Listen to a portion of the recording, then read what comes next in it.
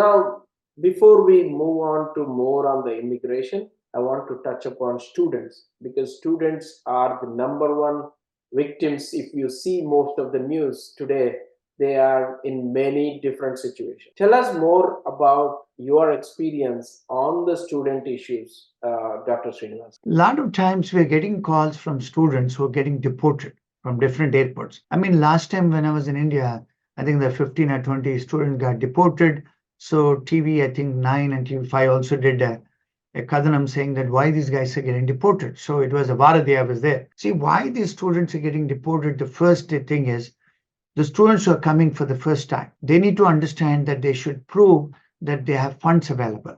Most of the time they believe on this visa agents, these education consulting companies. They're giving a bank statement where after coming to America, they will not be able to prove to the immigration and custom enforcement guys, border security force, that they have bona fide funds available. If they cannot show that they have bona fide funds available, they're getting deported, number one. Number two, people who are getting deported, students who are coming with faking education certificates. And sometimes people don't even know. I had a client, we had a client calling us, and the guy basically had a hotel management degree back in India. And when he came to the US, I mean, luckily he got a visa to come and do an MBA in America. So when he was asked at the port of entry, they asked what education you did. He's saying he did a BBA, but his education said that he's done bachelor's in hotel management. The officer asked him, "You're coming, you don't even know what your education was." The guy was stammering, no English, poor English. And the officer was asking, "How did you get an admission in the school?"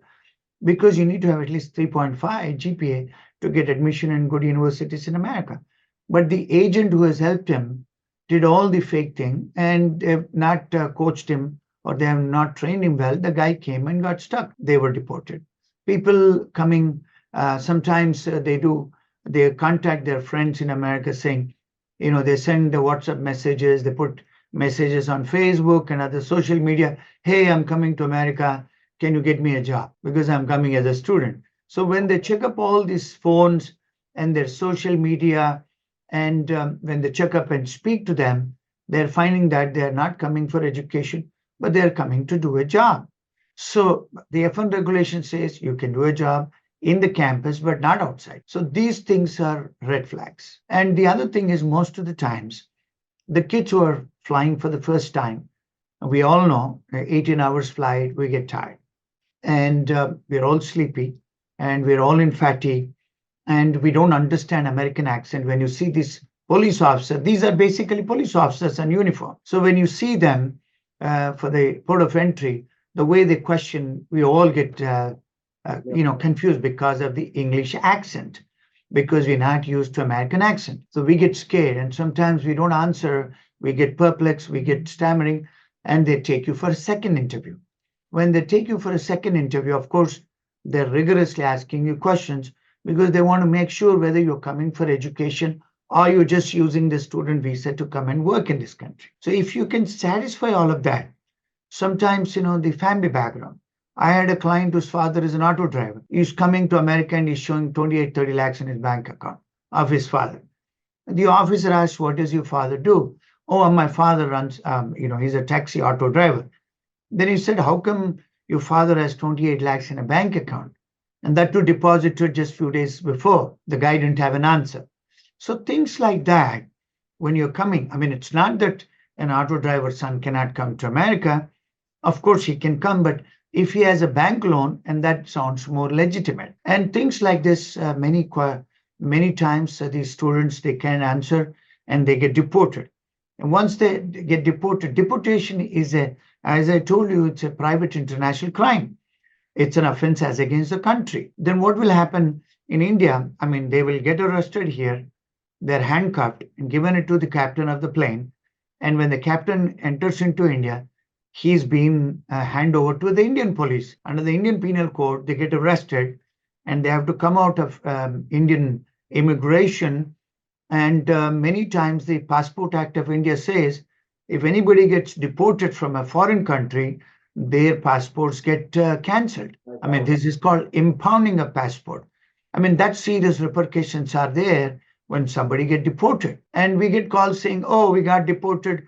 Our visa agent said that I can go back again. The answer is you cannot go back because America has a contract called five-party contract with England, Australia, New Zealand, Europe, that they do share immigration information with other countries.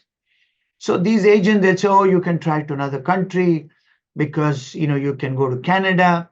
All wrong advices because they're looking at their fees, all these agents sitting in India. So these are the red flags for students. And we do give orientation for pre-departure for students who are coming from any parts of the world to America. We do give them advices. Our officers in Hyderabad, officers in Delhi, people call us, we advise them. So these are the issues for students. The other major issues here, our firm is receiving calls from students are they're getting drunk and driving. It's an offense. You get arrested, and people driving a car without a license, people driving a car without an insurance. If you drive a car without a license and insurance in New York City, you get arrested. It's an offense. You drink in driving, it's an offense, criminal offense. You get arrested.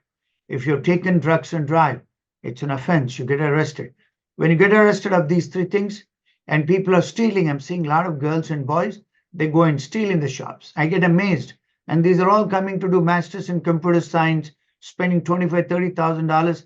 They go and steal for $200, $300 in the store, and they get arrested. These are called moral turpitude offenses.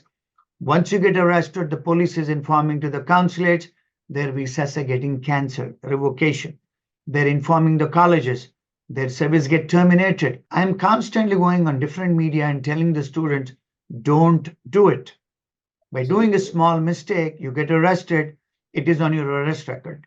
Your H1 will not be coming through. When you go out of the country, you cannot come in because the arrest will come at border security. They will not allow you to go into the country. And when you apply for a new job, you go for a criminal background history, it comes up. If you want to go to Canada, it comes up. It's there in the FBI database for 20 years. Is it worth for student? The answer is no. Penny wise, pound foolish.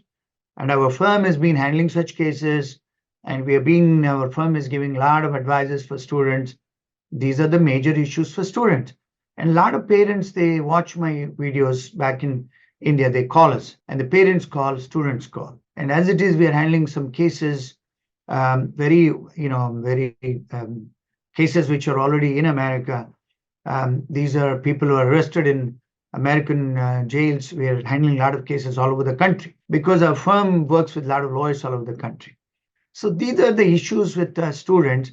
Instead of just talking about immigration law, how to get a visa and how to get a green card, I thought that talking about the student issues and educating them is paramount because they're coming with a big dream and parents are disappointed. They lose the money, they end up in jails. Absolutely. I think Those are the student things we're working on. that's a great insight, Dr. Srinivas.